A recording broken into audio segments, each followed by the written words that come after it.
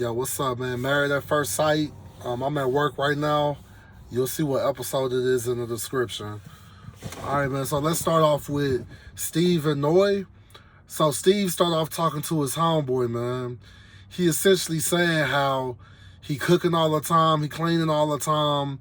Is this gonna be his life now? Like, is this his future? And my thing is, I mean, what else? What else are you doing with your life, man? You're not working. You're not doing nothing productive, man. I mean, you should be thankful that your wife is giving you something to do, man. So he proceeds to tell his homeboy how he still got abandonment issues from the last time Noy tried to cook some ramen noodles, and she essentially went ghost and disappeared for 24 hours, and he's still trying to recover from the fact that he could be abandoned at any moment. They show Noy, she's bragging to her homegirl that Steve told her that he loved her, but my thing is, I mean, he don't love you enough to get a job, so what does love have to do with it, man? Like, apparently love don't get you too far. If anything, according to you, Noy, because you've been saying you loved him since day 3, apparently love gets you abandoned. So I don't even know if they understand the gravity of the words that they're saying. I don't even know if Noy knows what love is, because love don't just disappear over overcooked noodles. They have a conversation later, specifically about his job, and I'm just shocked that this couple has been together a month and they have not actually sat down to have a serious conversation about this man's work ethic, man. I just feel like you want to work long enough to have some money in your account, and then you want to stay home until you broke and go back out and make money again. To me, that's just not sustainable. Like, I understand why she doesn't feel secure in a relationship like that. My thing is, by her ghosting him, I just feel like he's like, why am I going to change my lifestyle to accommodate a woman I don't even know is going to abandon me or not? I just don't think that they're willing to sacrifice what they want for the other. Because while I do think that they like each other, I think that the flaws that they see in each other, it's not worth them compromising what they really want. He really wants to be a free spirit. He doesn't want to be confined in a 9 to 5. And I just don't think that what Noah's offering him, while he does like her, I don't think that she's offering enough for him to, in his mind, put shackles on himself by being a full-time employee. And I just think that with Steve's insecurity as far as his finances, his stability, I just don't see Noy compromising and having children with him, not knowing if they can be provided for, because she was in that situation when she was a child, and I don't see her wanting to put her children in that situation. Again, I just don't see this couple going anywhere because their priorities and core values are so totally different. I just don't see them clicking together. Mark and Lindsay. Look, man, this chick for the majority of the season, she been calling this dude broke, right? She been complaining about his finances. I mean, according to her, he only makes $60,000 a year. So I don't know what's going on with Mark's job, but apparently it's getting so slow to the point to where he's practically not even working at this point. And as a man, he feels bad about that. He's like, look, I have to do something, man. So this week, I'm going to take advantage of not working, and I'm going to look for a job. Now, somebody please explain this to me, man. Because, again, Lindsay has been complaining about what he does for work and his finances. Well, the man is saying, I'm going to dedicate a whole week into looking for other employment, something that has a better schedule for the sake of our relationship, and something that makes more money for the sake of our relationship. Lindsay took that as, well, if you do that, you don't care about me because that's a week you could have been spending with me.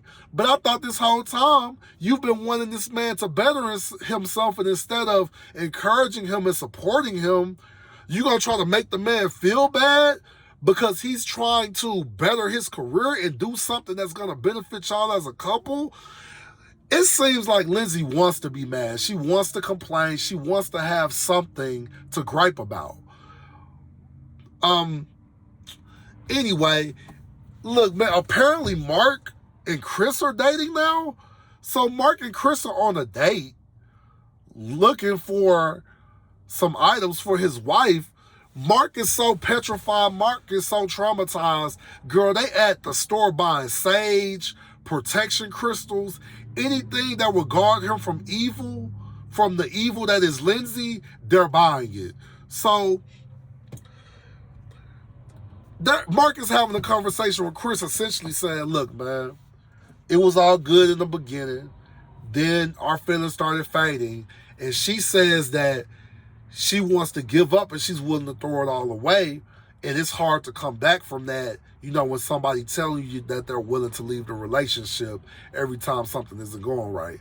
Well, Mark, I got news for you, man. If you think this is hard to come back from, when you see this footage, man, of what this woman has been saying about you, about how this woman has been demeaning you, about how this woman has been belittling you, y'all ain't never coming back from that, dog. Because even when they have positive moments, the first thought that come to my mind is, yeah, they getting along, but his sex game's still whack. Like, yeah, that they are making progress, but he's still broke.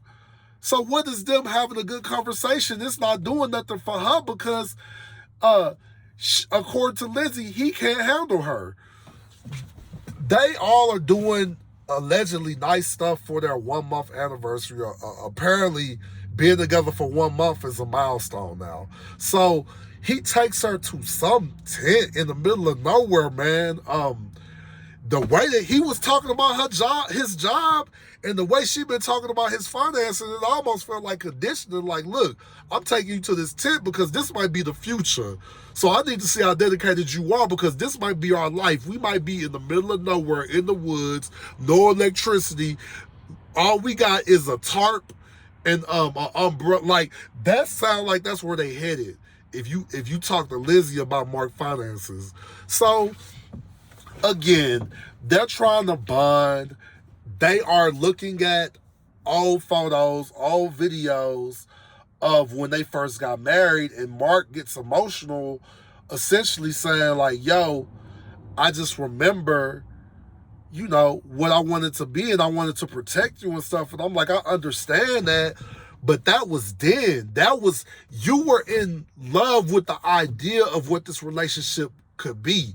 The problem is you are actually in a relationship now, and you are seeing that this is not how the relationship is going to be. So it's nice that y'all are being sentimental about when y'all were at y'all ceremony, but it's irrelevant because y'all are not strangers anymore. The problem ain't that you don't remember the ceremony. The problem is that now you actually don't know this woman and you don't like her.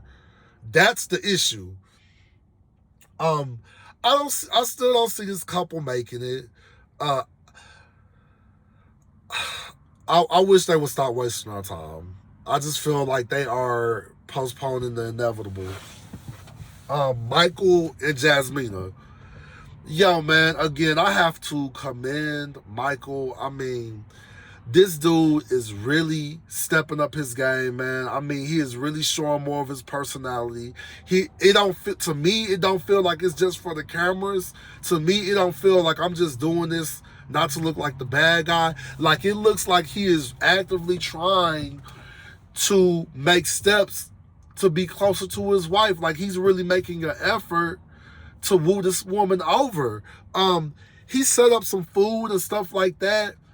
And Jasmina's statement was, I like what you did because it looks like I did it. Like, it's something like it would have looked like this if I prepared it. Well, we don't know because you ain't did a damn thing in this relationship but complain, whine, criticize, demean. We don't know what the hell you would have did as a nice gesture, because you really ain't did no nice gestures since the beginning of this relationship. They do the same thing. They look at old videos of when they first got married. They try to go over how they were feeling when they first saw each other. But the issue is, when Jasmina first saw you, y'all ain't really rekindling nothing, because according to her, the spark was barely there to rekindle in the first place. And it only went downhill from there. This woman is not romantically invested in this man. When you see them talk, they look like nice friends. It's no sexual tension. It's no sexual desire. To me, it's no attraction coming from her in this relationship. And I don't know what you can do about that. Sometimes when it's not there, it's not there. Now, intimacy can grow, but you have to have a foundation to grow from.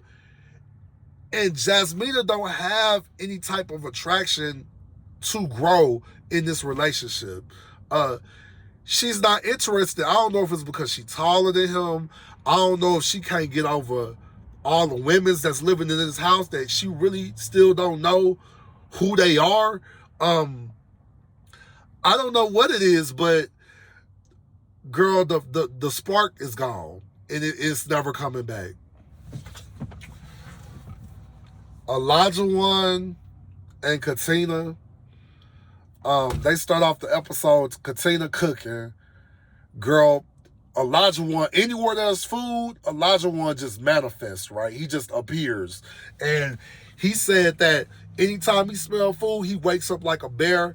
That made me want, I was like, Katina, can you do us all a favor and not cook the rest of the season so he can just stay in his bed out of sight so we don't have to see this man and his antics? Girl, all the guys, now how much was production involved? I don't know. But they insinuated that all the guys planned these dates, right? Every man in these couples planned the date except who? Olajuwon. You keep talking about what your wife's supposed to be doing, about what her role is, about her duties, man. But when the opportunity came for you to be romantic, for you to woo your wife, for you to be a good husband, you could not be bothered to put up an effort to do anything for this woman, man. And the fact that the whole date became, yeah, you starting to show me that you invested in this relationship. You starting to prove to me that you want to be here. I'm like, yo, man, at some point, what are your standards, Katina? Like, what emotional needs do you require? Like, because it feels like it's conversations going on off screen. It feels like Katina doesn't want to air all this stuff out, but from the things Olajuwon was saying, like, yeah, you know, you check me without even saying something, you know what I'm saying? Just with y'all. It sounds like she's been voicing to him in private that these things are bothering her. But to me, he's still not showing enough effort. The things that he's demanding from her, from what we see, she's not getting any of that reciprocated back to her. It's all about Olajuwon. And the fact that you was selling her dreams at the beginning of this relationship, like, yeah, you beautiful, you my wife, like, I'm gonna make sure you ain't gonna never want for anything again, like this is it. You ain't did none of that for her, man. Like I said, you couldn't even be bothered to plan a date for her, dog. So it's still not registered with Katina that her husband has never been intimate with a black woman, and that he hasn't been intimate with her. Coincidentally, she's a black woman. Like, she's not connecting the dots yet. Look, man, to the point to where even at the end of their date, if you go by what Olajuwon told you, he was sleeping with anything with a pulse that was asking to be smashed, he was smashing. His wife is letting him know, I desire you, I want you. And Olajuwon too tired to deal with her. Look, man, we just went on a date we just got swam around by a stranger in a boat. You fed me breakfast. Like, I'm too tired to be bothered to be intimate with you. He's not interested in this woman physically. It's a hurdle that he's trying to get over like I said, to even have any type of intimacy with her. And he's just looking for excuses to justify him not being with her at the end. So they in this limousine, right? Or this car, whatever. They headed to the other couples, man. He asked to use her phone. He looking through the phone. Hold up, y'all. I'm getting the phone call. He looking through this phone. Girl, from the previews, the way they was acting, I'm thinking, we finna see a penis pic. We finna see like some very like inappropriate text messages, man. So it's up to everybody to make up their mind how serious this is, how serious it isn't. Obviously, it's something, but I did not like the way Elijah Wan handled this situation, man. Again, it's a conversation that needs to be had, but I do not think that what he discovered warranted him humiliating his wife in front of everybody, him airing her out, him putting out these little hints, because really what people was thinking it probably was probably worse than what it actually was. He is not protecting his wife, man. Anytime he has an issue with what she does or doesn't do, he throws her under the bus. He is not shielding her. It's different ways that he can address the issues that he have in this relationship, to the point to where even the other couples was like, yeah, man, that's probably not the best way to handle that. You should not have to embarrass your wife to address whatever it is that you think she's doing wrong. So they finally get home. So here come the big revelation. Let me see your phone. He give her the phone. I'm looking at her face where I'm trying to examine her. I'm like, in my mind, I felt like she kind of already knew. When he asked for the phone, to me, it looked like she already knew what it was. Like, oh shit, like I fucked up. But I could be wrong. Man, why you got this? I'm your husband. You are my wife. And I'm like, yeah, but it only matter that she your wife when you need something. When it's time for you to be her husband, it doesn't matter if you a husband or not. You ain't doing nothing for this woman, dog. But man, look, but anyway, she explained it that yes, she had a dating app, but she deleted the profile, but she did not think to delete the app. With Katina, man, it's like, sometimes things don't, so I could see her doing something like that, but then again, we don't really know the truth. All I know is that this woman probably haven't been feeling appreciated. She probably hasn't been feeling loved. He's been lowering her self-esteem. It's very possible that she might be looking for that in other men. Well, even if it's compliments online, even if it's compliments on the dating app, even if it's likes, because Elijah Wan has been breaking this woman down so low, she might be looking for reconfirmation from other men. Maybe that's not true. She was trying to explain to him the situation, but he could not be bothered to listen. He could not be bothered to understand. Again, it was a conversation that needed to be had, but that conversation did not have to go that way. And by him being a man and supposedly being the leader in this relationship, you were giving out a lot of feminine energy. You were not, look, man, Elijah Wan is not who he think he is, bro. And the type of wife that you claim you want, you low-key don't deserve. You're not ready for no woman like that. Whatever woman that you put on a pedestal in your mind that you feel like you deserve, you do not deserve it, dog. Like, you have a lot of character flaws, bro. And for some reason, you think it's acceptable. You think you think people are obligated to put up with what you are doing, bro, because you Elijah Wan, dog, but you not as hot as you think you are, dog. To the point to where your girl's so unimpressed by you, she might or might not even be on the dating app because she not impressed with what you talking about, dog. Even if she was on the dating app, I don't really know how much I would blame her, dog, because it's like, it sounds like you don't appreciate what she do anyway. Why do you care if she's on a dating app or not? She lazy. She dirty, according to you. She don't cook. So why are you upset that somebody else talking to her? You don't want her, according to what you won't even touch this woman, dog. But now all of a sudden, since she might be messaging a guy online Now all of a sudden you acting like you feel violated, bro. But you ain't showing this woman that you want to be the one to be with her. No, I know it's some people like they married, like she shouldn't be doing that. But man, this is married at first sight. Y'all could disagree. Man, I'm not taking none of these marriages seriously, man. These people have known each other for 4 weeks, man. These people do not have the connection, the foundation, the spiritual attachment that comes with somebody that you are married to. They do not share like to me, this is low key a joke, man. This whole process is a joke. This season 14, girl, we can't call this no experiment no more. We got enough data. We got enough data to know that this the majority of the time doesn't work. Y'all doing this for the cameras, y'all doing this for views. So why should we take it seriously when the experts low-key ain't taking this shit seriously, man?